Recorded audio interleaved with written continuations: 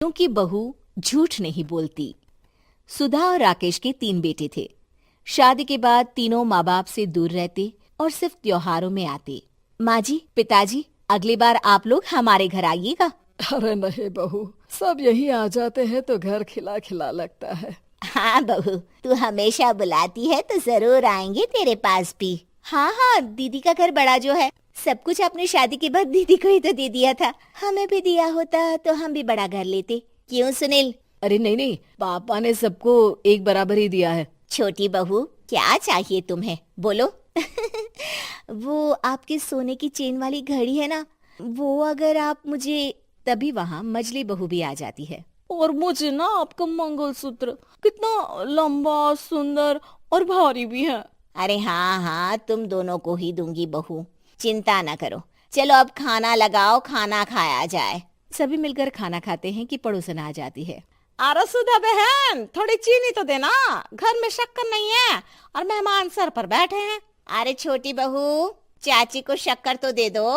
अरे मजली दीदी, आप दे दीजिए ना, मैं यहाँ कम आती हूँ तो मुझे पता ही नहीं है कि सासू माँ सारी चीजें कहाँ रखती है। और तुम, मैं कौन सा यहाँ रोज शक्कर फाँकने के लिए आती हूँ, मुझे भी नहीं है पता। तभी बड़ी बहू हाथ में चीनी की कटोरी लेकर आती है। चाची, शक्कर आप लोगों का बड़ा सहारा है माँ जी और पिताजी को, वरना हम लोग तो यहाँ रहते ही नहीं। आप जैसे पड़ोसी हैं तो हम निश्चिंत है। और जीती रहे बहू, आप तो ये घर पड़ोस कम परिवार ज्यादा लगता है। सुधा अपनी बड़ी बहू को देखकर बहुत खुश रहा करती थी। वो उससे अक्सर घंटों बात भी किया करती, लेकिन दोनों दूसरी बहुओं का भी वो समझती थी कि शायद छोटी है, वक्त आने पर संभल जाएंगी। समय आ जाता है जब सभी को वापस जाना होता है।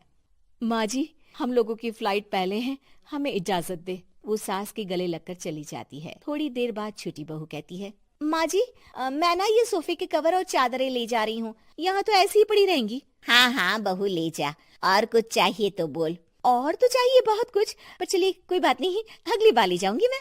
ऐसे ही मंजली बहू भी घर का बहुत सारा सामान ले जाती है। सभी के जाने के बाद सुधा राकेश से कहती है, घर कितना सूना लग रहा है ना। हाँ, और खाली भी।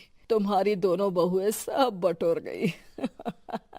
अरे ठीक है ना, हम दोनों ही तो हैं, कितना सामान लगेगा। फिर उन लोगों की नई गृहस्थी, इतना मत सोचा करे। समय बीतता है। ऐसे ही हर साल त्योहारों में सुधा और राकेश के बच्चों की बहू आते और जाते वक्त ढेर सारा सामान पैक कर कर ले जाती। लेकिन कुछ ही सालों में सुधा का देहांत हो जाता है। पिताजी, आप यहाँ अकेले क्या करेंगे? हम लोगों के साथ चलिए। अरे नहीं नहीं बहू, इस घर में सुधा की यादें हैं, मैं उसे नहीं छोड़ सकता हूँ। अब तुम लोगों की माँ नहीं रही। देख लो, वैसे तो मैंने उसके जीते जी सब कुछ दे दिया है, लेकिन कुछ उसका पर्सनल कीमती सामान था जो ये है, ले लो। सामान में होती है एक घड़ी और एक मंगलसूत्र। माँ जी ने कहा था कि वो ये घड़ी मुझे देंगी। हाँ हाँ, पिताजी, माँ ने सबके सामने ये घड़ी सरिता को देने के लिए कहा था। उठा लो सरिता माँ की घड़ी। अब क्या था, छोटी बहू फट से घड़ी उठा लेती है। और पिताजी, ये मंगलसूत्र तो माँ ने मुझे ही देने को कहा था, याद है ना? वो सभी की ओर इशारा करती है। तू भी ले ले ये हार बेटा, कोई बात नहीं। मंजली फटाक से हार उठा लेती है। ससुर बड़ी बहू की तरफ देखते हैं। तुझे क्या दूं बेटा? पिताजी, माँ ने एक चीज मेरे लिए भी रखी है। सभी के कान खड़े हो जाते हैं कि आखिर सास ने क्या रखा होगा बड़ी के लिए। अरे माँ जी तो दीदी से प्यार भी ज्यादा ही करती थी, हमेशा उनसे बात किया करती। जरूर कोई बड़ी और अपनी प्रिय चीज दी होगी दीदी को। और देख लेते हैं ना, वरना तो हम भी बराबर का बंटवारा करेंगे। हाँ हाँ, कर लेना बंटवारा। लेकिन बड़ी बहू, बताओ तो सुधा ने क्या रखा है तुम्हारे लिए? अभी तो हम लोग यही हैं पापा जी, जब जाने लगेंगे तो बता दूंगी। बड़ी बहू के मुंह से ये बात सुनकर बाकी 2 बहुएं सोचने लगती हैं कि आखिर क्या है जो दीदी को सासू माँ देकर गई हैं। दीदी, ऐसा तो नहीं ना कि पूरे घर का आधा हिस्सा माँ बड़ी भाभी को देकर गई हो? तभी वहाँ ससुर आ जाते हैं। नहीं नहीं, ऐसा कुछ नहीं है। मकान तो तुम तीनों का बराबर से है। देखो, बड़ी बहू से तुम्हारी सास ज्यादा जुड़ी थी, न जाने क्यों घंटों बात किया करती थी। पता नहीं क्या देकर गई है उसे। और ससुर जी, आपको क्या पता, चालाकी से पूरे घर के पेपर में साइन करवा लिए हो, या फिर कोई छुपा गहना। आखिर मकान पूरा तो आपने सासू माँ के नाम ही कर रखा था ना। अब घर में ये सस्पेंस बन जाता है कि आखिर बड़ी बहू क्या लेकर जाएगी। फिर वो दिन भी आ जाता है जब बड़ी बहू के जाने का समय हो जाता है। बेटा, परसों तुम चली जाओगी, बताया नहीं, माँ ने तुम्हें क्या दिया? घड़ी और हार जो बेशकीमती था और तुम्हारी सास को सबसे ज्यादा प्रिय था, उसका तो बंटवारा भी हो चुका है। अब तुम्हारी बारी। हाँ पिताजी, आज मैं ये बात बताने ही वाली थी।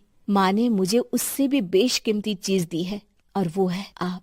आपसे अधिक प्रिय उन्हें कुछ नहीं था। माँ चाहती थी कि आप मेरे साथ रहें। चलिए पिताजी। बेटा, मेरे पास तो कोई पेंशन भी नहीं है और ना ही कोई प्रॉपर्टी। लेकिन आपके पास संस्कार है पिताजी, जो मेरे बच्चे आपसे लेंगे, तो आपको ले जाने पर स्वार्थ ही है मेरा। चलिए ना पापा। सभी के सामने पिताजी बड़ी बहू और बेटे के साथ उनके घर चले जाते हैं।